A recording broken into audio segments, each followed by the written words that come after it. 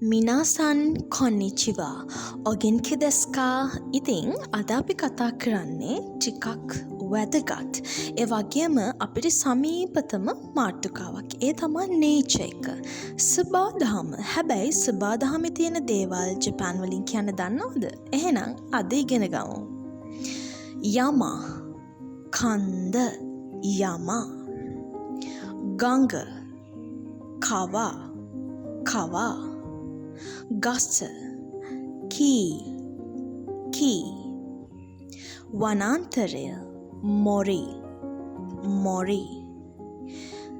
අහස එහෙම නැත්නම් ආකාශය සොරා උමි මුහුද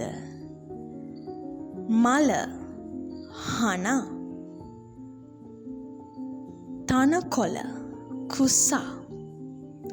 කුසා ගල් ඉෂි නැවත අලුත් වීඩියෝ එකකින් ඉක්මනටම මුණ ගැසෙමු.